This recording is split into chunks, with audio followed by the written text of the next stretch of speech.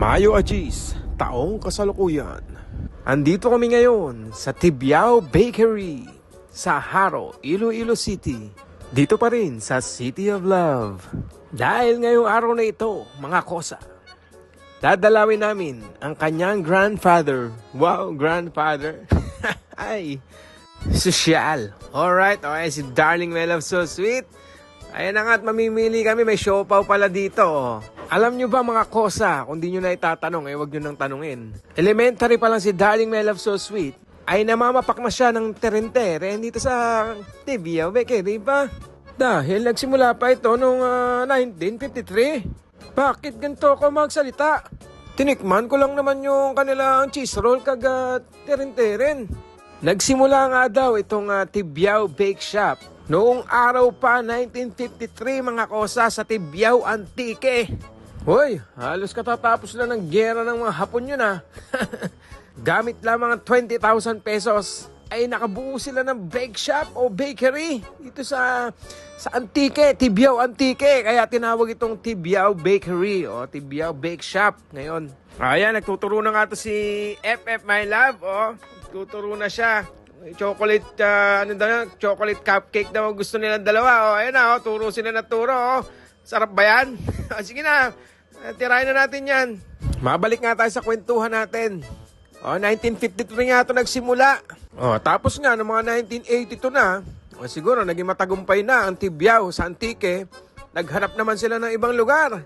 Pumunta sila ngayon sa Iloilo City noong mga 1982 upang ipakilala ang kanilang mga produkto at lalo pang palaguin. Alright. Hanggang noong 1989, hindi na siya pagmamayari ngayon, korporasyon na ang Tibyao Bakery. Abam, at hindi pala tong Tibyao Bakery na to. At lalong dumami ang kanilang mga paninda, tinapay, biskwit, mga cookies, may mga cake, may mga matatamis din, mga sweets. At may mga siopaw at puto na rin pala sila noong mga 1989. Nagserve na rin sila ng merienda ngayon. Para na silang fast food. Meron na silang mga hamburger, pansit molo, spaghetti, at kung ano pang mga merienda. Kaya marami nang nagsulputang branches ngayon to dito sa Iloilo dahil talaga palang napaka-historic at talagang dugot pawis ang kanilang pinuhunan para lang maabot ang kanilang estadong ganito. Alright mga kosa, inom muna tayo ng maraming tubig dahil napakainit dito sa Pilipinas. Let's go na mga kosa family. Pupunta na tayo kay Lolo Nick. Alright, tara na Darling My Love So Sweet. At hinihintay na tayo ni Lolo Nick sa kanyang bahay. Ayan na nga si Lolo Nick. Pinatikman na natin ang Tibyao Bakery Breads. Ano masasabi niyo Lolo Nick?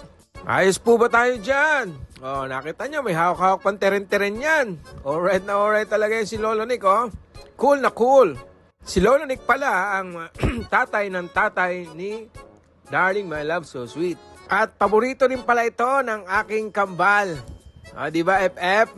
Totoo ba yun FF? Paborito niyan? Paborito nga naman nila ang teren-teren.